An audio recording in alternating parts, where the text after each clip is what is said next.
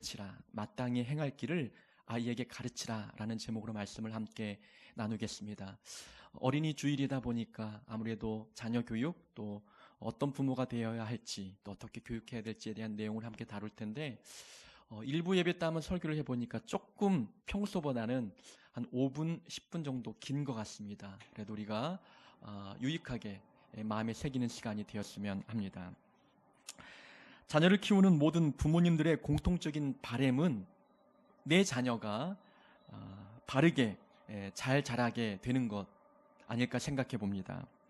그래서 모든 부모님들은 자기만의 교육 철학을 가지고 최선을 다하여서 자녀를 양육하고 있습니다. 이 자녀들의 마음은 아무것도 그려져 있지 않은 깨끗한 도화지와 같기 때문에 부모의 교육 철학, 부모의 가치관에 따라서 그 마음에 그려지는 그림이 다 다릅니다. 그래서 같은 공간 안에 태어난 자녀라 할지라도 부모의 교육 방법에 따라서 그들이 갖는 꿈이 달라지고 그들의 세계관이 달라지고 그들의 성품이 달라지게 되는 모습을 보게 되는 것이지요. 자녀는 부모의 거울이라는 말이 있습니다. 자녀를 보면 그 부모가 보인다는 것이지요. 그래서 자녀가 하는 말, 그 말투 속에 부모의 말투가 담겨 있고 자녀가 화가 났을 때 하는 행동을 보면 부모가 어떻게 분노가 올라올 때 어떻게 행동하는지 드러나게 되는 것이지요. 그래서 이 자녀는 부모의 모습을 비춰주는 거울과 같습니다. 여러분들은 자녀들에게 또 다음 세대에게 무엇을 가장 중요하게 가르치고 있습니까?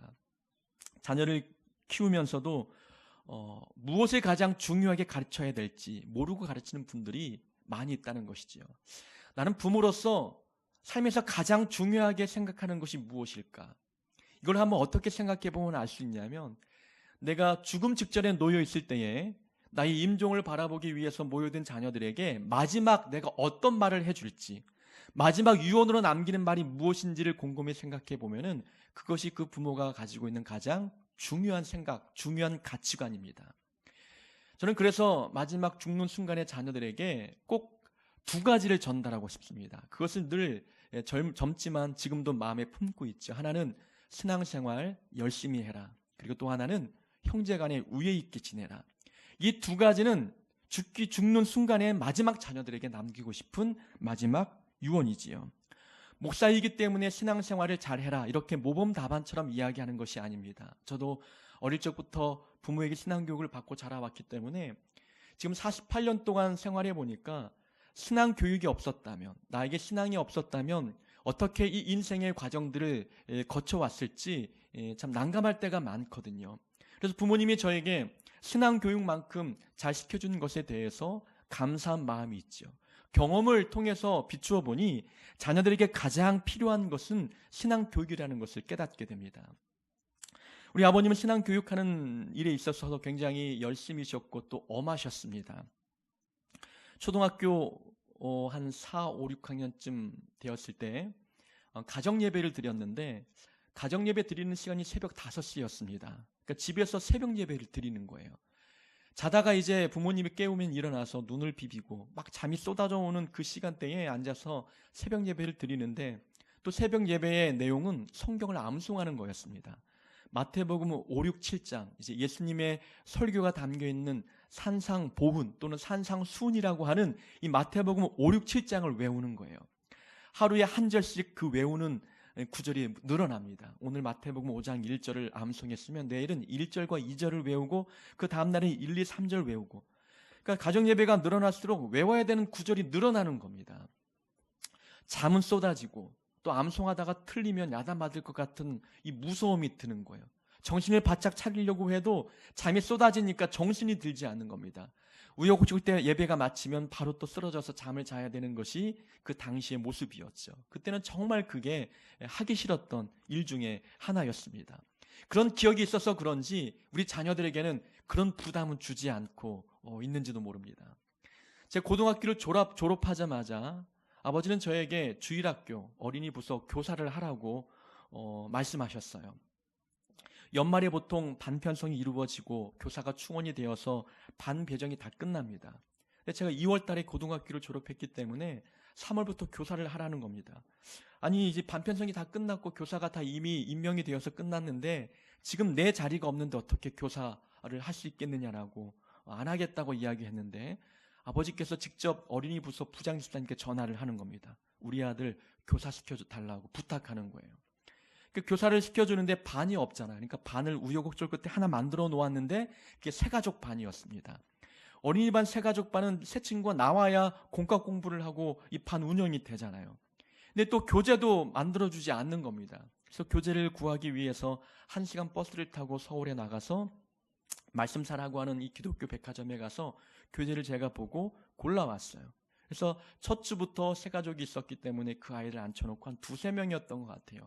말씀을 가르치고 다음날 또 등록하면 또 가르치고 한 몇 개월 지나다 보니까 그 어린이 부서 안에서 제 반 아이들이 가장 많아졌어요.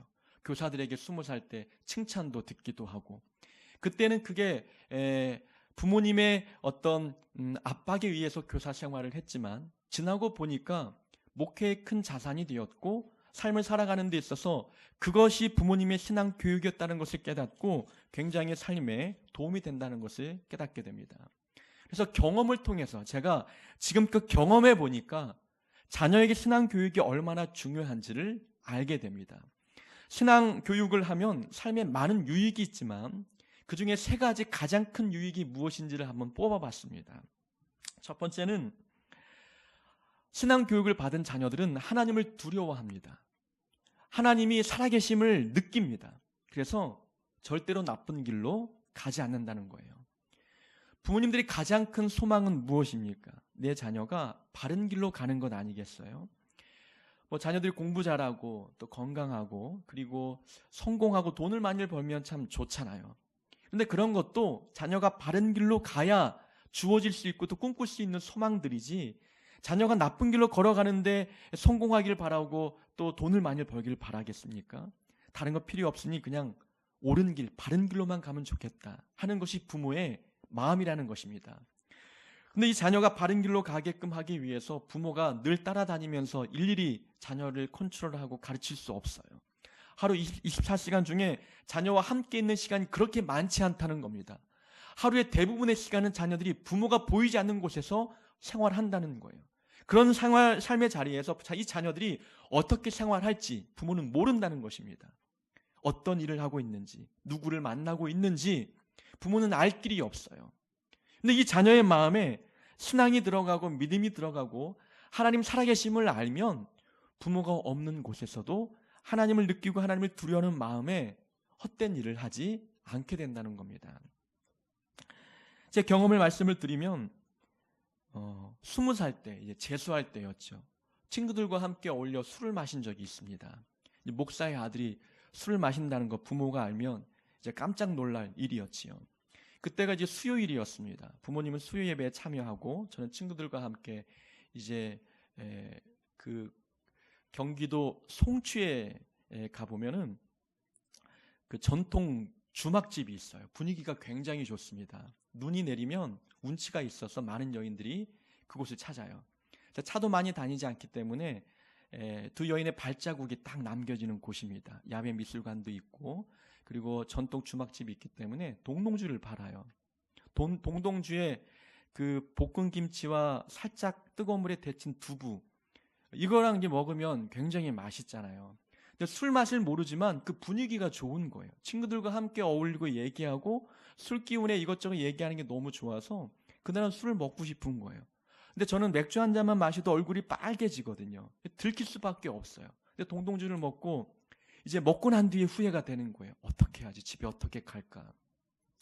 꾀를 하나 생각해냈습니다. 빨리 집에 가서 이불을 깔고 자야 되겠다. 부모님이 오시기 전에 잠을 자야 되겠다 싶었습니다.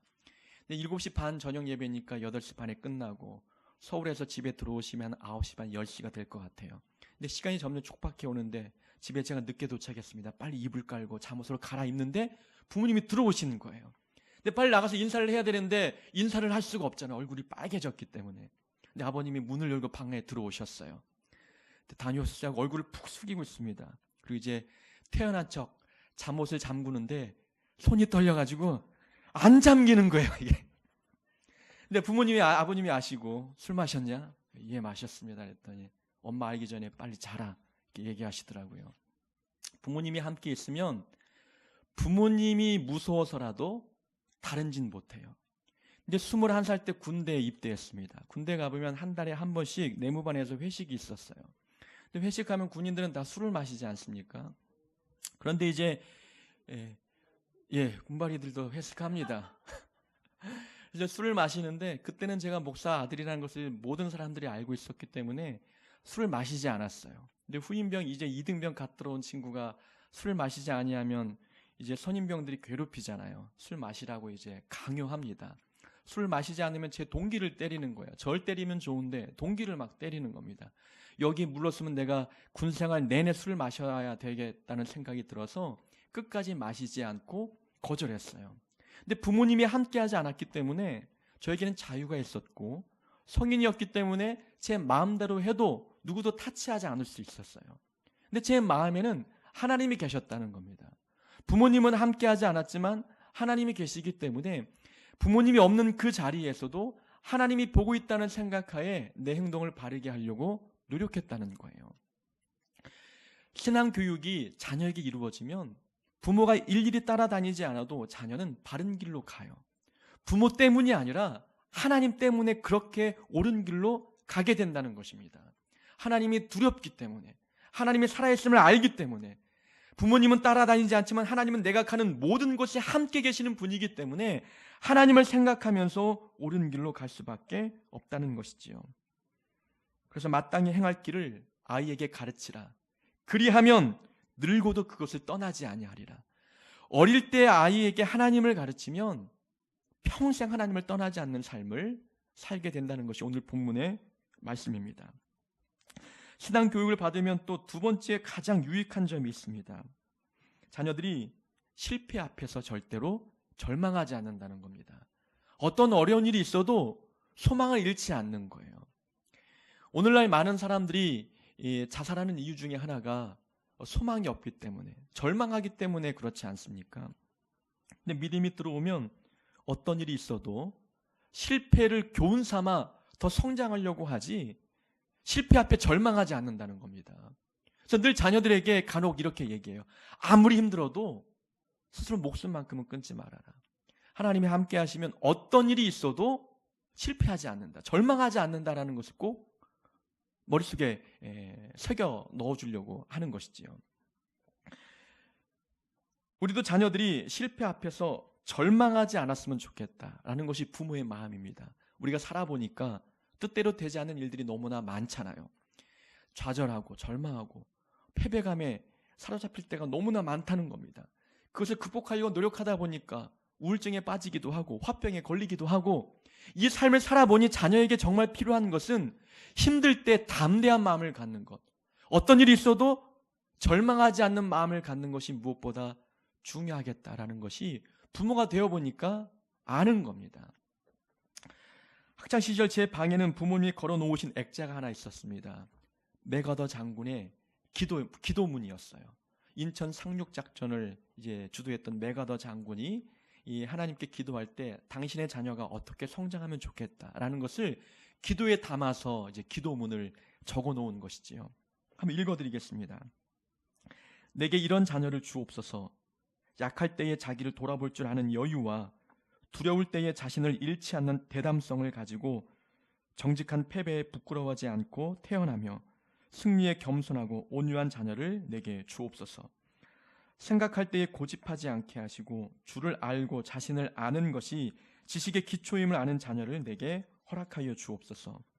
원하옵나니 그를 평탄하고 안이한 길로 인도하지 마시고 고난과 도전에 직면하여 분투하고 항거할 줄 아는 그런 길로 인도하여 주옵소서.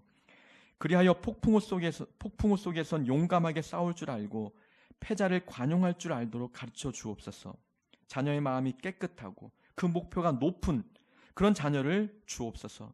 남을 정복하려고 하기 전에 먼저 자신을 다스릴 줄 아는 자녀를, 장래를 바라봄과 동시에 지난 날을 잊지 않는 자녀를 내게 주옵소서. 이런 것들을 허락하신 다음에는 내 자녀에게, 내 아들에게 유머를 알게 하시고 생을 엄숙하게 살아감과 동시에 생을 즐길 줄 알게 하여 주옵소서. 자기 자신에게 지나치게 집착하지 말게 하시고 겸허한 마음을 갖게 하시고 참된 위대성은 소박함에 있음을 알게 하시고 참된 지혜는 열린 마음에 있으며 참된 힘은 온유함에 있음을 명심하게 하옵소서. 그리하여 나 아버지는 오늘날 내 인생을 헛되이 살지 않았노라고 나직히 말하겠나이다. 아버지로서 자녀를 이렇게 양육하면 아버지 역할을 다 했으니 이제는 내가 헛되이 살지 않았구나 라는 것을 자녀를 보고 아버지가 느낀다는 거예요. 자녀 입장에서 이 기도문을 읽는 것과 다시 부모가 되어서 이 기도문을 읽어보니까 공감이 너무나 되는 거예요. 자, 군인의 신분이었던 메가더가 수많은 전쟁터에 참여해 봤을 거예요.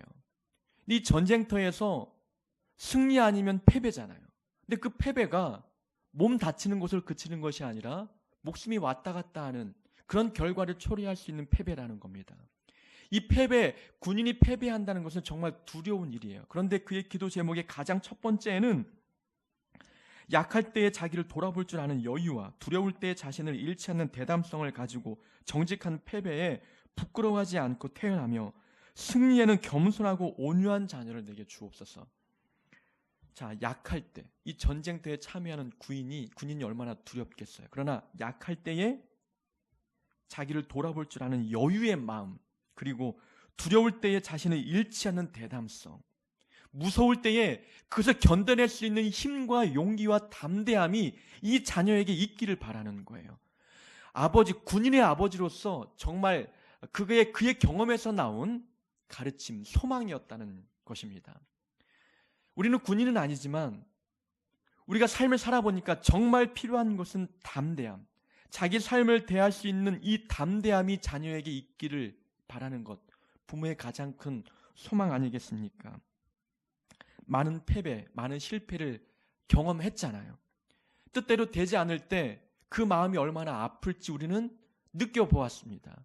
근데 내 자녀만큼은 이 실패와 아픔을 겪지 않으면 좋은데 부모가 겪었던 이 과정들을 인생이다 보니까 자녀도 겪을 수밖에 없는 거예요. 그러면 이 자녀가 피할 수 없는 고난 앞에서 담대한 마음, 용기, 이것을 잃지 않았으면 좋겠다라는 것이 부모의 소원이라는 것입니다. 그러한 용기와 담대함은 다른 데서 나오는 것이 아니라 믿음에서 나오는 거예요. 부활신앙, 하나님 살아계심을 믿는 믿음에서 나온다는 것입니다. 저도 삶을 돌아보면 참으로 이제 말끔하고 깨끗하게 보여서 평탄한 길만 살아온 것 같지만 많은 실패를 겪었습니다. 늘 서두에 지금까지 말씀을 많이 드렸지만 가장 첫 번째 실패는 고등학교를 떨어진 일이었다는 겁니다. 16살 때 인생의 첫 관문인 고입 입시에 떨어져서 앞이 깜깜한 경험을 해보았다는 겁니다. 그때 이제 고입 입시가 이제 떨어졌다, 낙방됐다는 결과를 딱 듣고 문을 열고 밖을 나갔는데 맑은 날씨였어요. 그런데 하늘이 노랗게 보이는 겁니다. 어른들이 힘들 때마다 하늘이 노랗게 보인다는 말을 농담처럼 하잖아요. 근데 저는 정말 경험했어요. 16살 때 하늘을 보았는데 맑은 하늘인데 노랗게 보이는 겁니다. 너무나 절망스럽고 너무나 앞나라에서 걱정과 두려움이 몰려오는 거예요. 대학 떨어진 것도 아니고 고등학교를 떨어졌어요. 나는 어떻게 인생을 이끌어갈까? 두려운 거라는 겁니다. 근데 아버님은 야단칠 줄 알았는데 태어나셨고 하나님이 함께 하니까 걱정할 필요가 없다고 말씀을 하셨어요. 만약에 제가 신앙생활을 하지 않았다면 그 말이 어찌 위로가 되겠습니까? 하나님이 살아계시면 왜 나를 떨어지게 했냐고 반문할 수도 있는 건 아니겠어요. 그런데 그 말이 위로가 되는 거예요. 하나님이 내 마음에 계시기 때문에 하나님이 함께 하시면 걱정할 일이 없어. 이 간단한 말 한마디가 자녀에게는 위로가 되고 용기가 된다는 겁니다. 다음날 학교를 갔습니다. 친구들이 이제 소식을 들은 친구들은 제가 어떤 표정으로 학교에 등교할지 걱정이 되었던 것 같아요. 근데 제가 웃으면서 평소처럼 등교하니까 아이들이 이제 놀라는 거죠. 묻는 친구들에게 나 미역국 마셨어 라고 대답하는 모습을 보고 너무나 태연한 모습에 이제 놀라는 친구들도 많이 있었던 것이지요. 신앙이라는 것은, 믿음이라는 것은 실패 앞에서 절망하지 않는 힘을 공급한다는 거예요. 우리 신앙인들은 고난도 하나님의 뜻을 이루는 과정이라고 믿지 않습니까? 모든 고난에는 뜻이 있다고 우리는 믿고 있다는 겁니다. 이거 체면이 아니라 정말 모든 고난에는 하나님의 뜻과 하나님의 계획이 담겨 있어요. 그래서 믿는 성도, 하나님 자녀들이 만나는 모든 고난은 그저 우연히 만나는 고난이 아니라는 것입니다. 그래서 삶에 만나는 모든 실패 앞에 모든 성도들은 담대할 수 있다는 것입니다. 우리 자녀들이 그렇게 하나님 살아계심을 마음에 품을 수만 있다면 어떤 실패 앞에서도 넘어지지 않고 좌절하지 않고 포기하지 않는 삶을 살게 되는 것입니다. 세 번째 유익한 것이 있어요. 세 번째 많은 유익한 점들이 있는데 제가 지금까지 한번 쭉 돌아보니까 하나의 장점은 행복하고 건강한 가정을 이룬다는 겁니다. 신앙 교육을 잘 받은 자녀들은 행복한 가정을 이룬다는 거예요. 이 행복한 가정을 이루기 위해서 이 행복이라는 것은 사람의 노력으로 이룰 수 있는 것이 아니잖아요. 또 배우자 중에 한 사람의 노력만으로 이룰 수 있는 것이 결코 아니라는 겁니다. 내가 아무리 노력해도 상대방이 그것을 함께 따라주지 않으면 가정의 행복은 이어갈 수 없다는 것, 우리는 경험을 통해서 압니다. 이 가정의 행복은 두 가지를 잘 지키면 돼요. 행복의 조건을 바르게 잡아야 되는 것이고, 또 하나는 이 가정의 위기를 극복하는 힘이 그 가정 안에 있어야 되는 거예요. 우선 행복의 조건이 올바르게 설정이 되어야 된다는 것입니다. 우리가 늘 세계관에 대해서 우리가 성경 공부 때 배웠잖아요. 무엇이 삶에 중요한지, 가정의 행복의 조건이 무엇인지 우리가 세계관을 통해서 바르게 설정하는 훈련을 해야 된다는 것입니다. 돈과 성공과 권력과 명예와 이런 것들이 행복의 조건이면 가정 안에 행복은 찾을 수가 없는 거죠. 근데 행복의 조건을 말씀 안에서 바르게 설정할 때에 그 가정은 행복할 수 있는 거예요. 제가 꿈꿨던 가정의 모습은 무엇이었냐면 소박하고 간단한 거였습니다. 그때는 이제 목사가 될 것을 생각하지 않았기 때문에 내가 만약에 가정을 이루면 자녀와 아내와 함께 주일날 교회 가서 예배를 드리고 집에 가는 길에 짜장면 집에 들려서 짜장면을 한 그릇씩 먹으며 아주 웃으며 대화하고 손잡고 집에 가는 게 제가 바라는 가정상이었어요. 그 모습이 행복하지 않습니까? 그 그림 자체가 행복하다는 거죠. 함께 앉아서 예배를 드리고. 그래서 저는 자녀들이 지금 제 앞에 앉아서 설교를 듣는 이 모습이 저에게는 행복이라는 것입니다. 그러니까 행복의 조건을 먼저 바르게 설정하는 것이 가정의 행복의 출발이라는 거예요. 또 가정을 이루고 살다 보니까 많은 위기가 있습니다. 가정에 깨어질 수 있을 만한 아주 굵직굵직한 고난과 위기가 찾아오잖아요. 이 고난 앞에서 믿음 있는 사람들은 이 가정의 행복을 깨지 않기 위해서 노력한다는 겁니다. 어떤 일이 있어도 이 행복만큼은 지켜내야 되기 때문에 이 갈등을 극복해내려고 애를 쓴다는 겁니다. 하나님이 계시기 때문에, 하나님이 이 가정의 주인 되시고 하나님이 이 가정을 지켜주신다고 하는 확신이 있기 때문에 어떤 일이 있어도 이 가정의 행복만큼은 지키려고 노력한다는 겁니다. 저희 가정도 위기가 좀 있었지요. 부부싸움도 많이 하고 한국에서도 호주에서도 많이 있었지만 그럴 때마다 항상 끝을 생각하지 않는다는 거예요. 그럴 때마다 항상 하나님 안에서 이 문제를 해결하려고 노력하고 있다는 것입니다. 그래서 믿음의 이 자녀의 마음에 들어가면 사람을 고르는 눈도 달라지고 가정의 행복의 조건도 바르게 설정하고 위기 때 그것을 극복하려고 하는 노력도 함께 생긴다는 것입니다. 그래서 믿음 있는 자녀들은 건강하고 행복한 가정을 이룰 수 있는 확률이 높아지는 거예요. 그래서 많은 자녀들이 이것을 알기 때문에 자녀에게 신앙교육을 하기 위해서 많이 애를 씁니다. 그런데 이 신앙교육이 어디에서 이루어져야 되느냐? 많은 부모님들은 교회가 자녀의 신앙을 책임져야 된다고 생각을 합니다. 그래서 어떤 교회 목사님 얘기를 들어보니까 그 교회에는 어린이부는 있지만 중고등부 부서가 없는 교회가 있었어요. 그러니까 이 부모님들이 어린이일 때는 이 교회에 나오다가 자녀가 중등부에 올라가면 교회를 옮긴다는 거예요. 중고등부 이 시스템이 잘 되어 있는 교회에 이 자녀를 등록시켜서 교육하고 싶어서 교회를 옮긴다는 이야기를 하시는 이야기를 들었어요. 정말 이 자녀의 교육이 교육부서가 잘 되어 있는 곳에 맡기면 신앙교육이 바르게 이루어지느냐? 그게 아니라는 것입니다. 미국의 교육학자인 테일러 박사는 어린이와 청소년에게 미치는 영향의 90%는 부모로부터 오고 나머지는 모든 영향을 합한 것이 10%다라고 이야기해요. 그러니까 부모가 자녀에게 90% 영향을 주고 나머지 10%는 학교 선생님, 교회 목사님, 교회 선생님, 친구, 또 본인이 좋아하는 연예인 다 합쳐봤자 10%이고 나머지 90%는 부모로부터 온다는 겁니다. 그러면 이 교회에서 신앙교육을 일주일에 한 번 맡긴다고 해보십시오. 아무리 열심히 가르쳐도 일주일에 1시간 교육을 받고 오는 거예요. 나머지는 어디에서 교육을 받아야 됩니까? 부모님을 통해서 받아야 되는데 가정에서 그것을 이행하지 않는다면 신앙교육은 물거품이 되는 겁니다. 제가 20살 때 교사를 처음 시작했잖아요. 그때 등록해서 교회 열심히 나온 어린아이가 있었어요. 한 번도 빠지지 않았던 이 친구가 하루는 빠졌습니다. 너무 궁금한 거죠. 다음 주에 왔길래 물어보았습니다. 왜 지난주에 나오지 않았니? 그랬더니 아빠하고 등산 갔다는 겁니다. 그래서 아빠에게 아빠 주일날에는 교회 가야 돼 라고 이야기했더니 아빠가 하시는 말씀이 하나님은 높은 곳에 계신 분이기 때문에 높이 올라가면 더 빨리 만날 수 있어 라고 얘기했다는 거예요.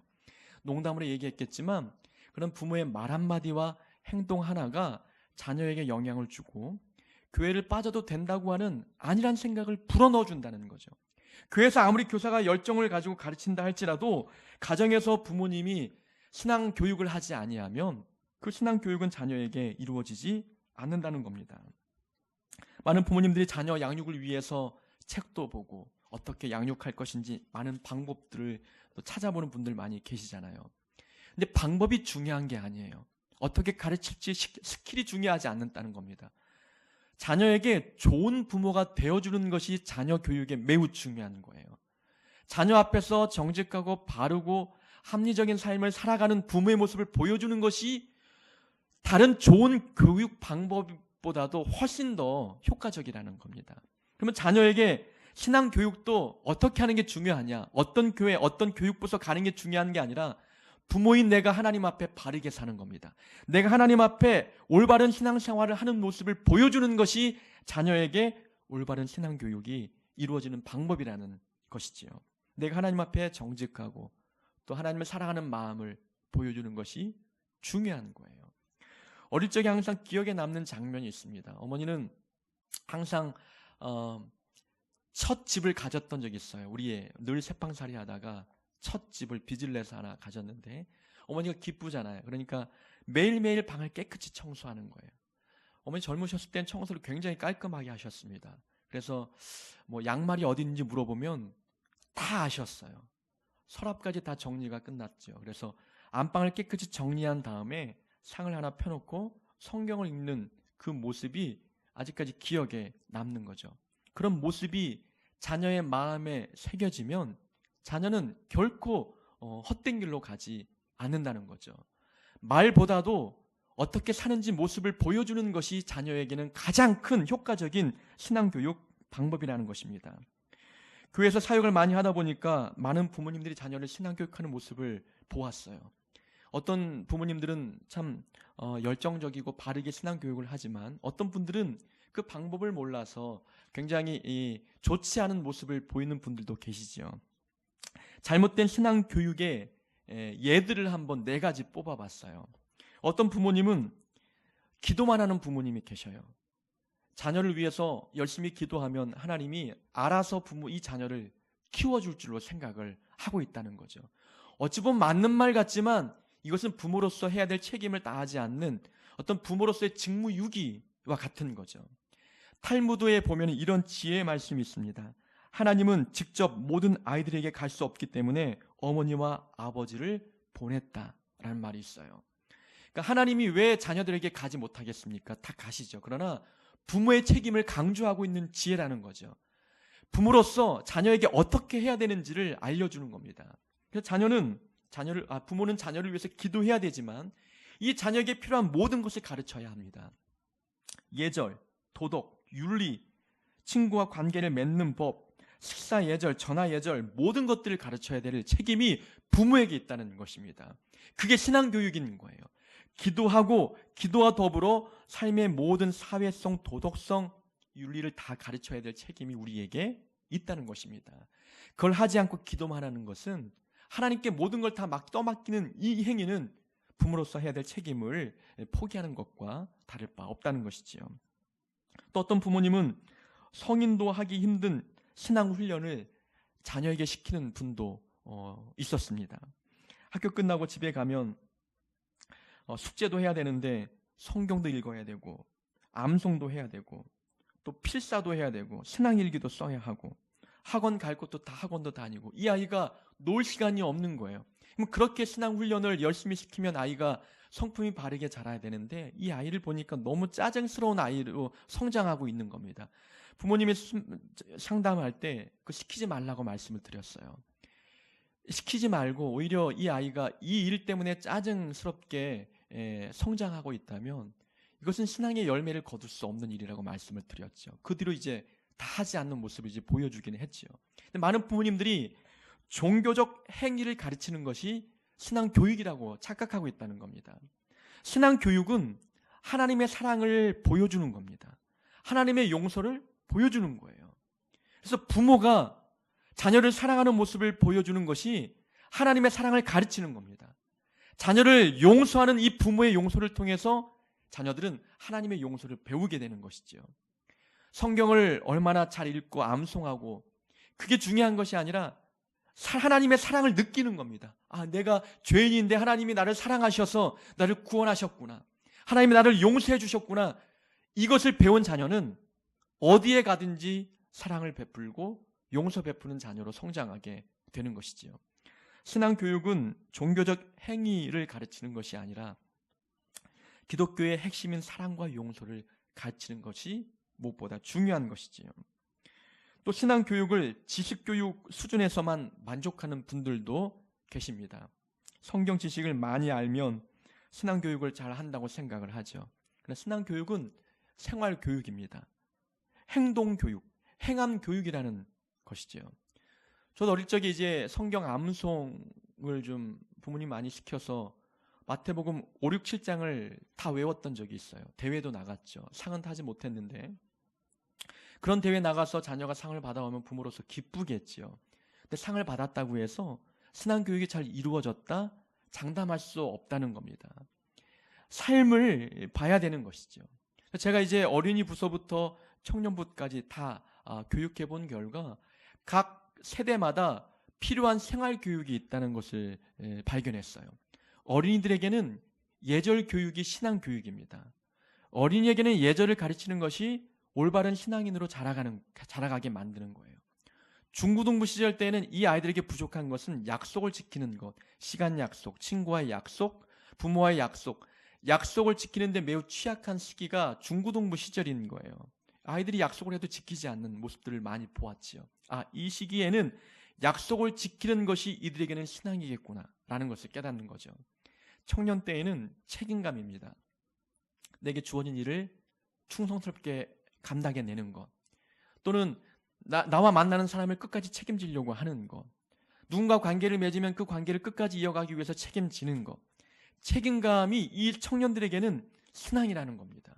그러니까 신앙 교육은 지식 교육이 아니라 예절 교육, 또 약속을 지키는 이 훈련, 책임감을 기르는 훈련, 이런 삶의 교육이 신앙 교육이라는 겁니다.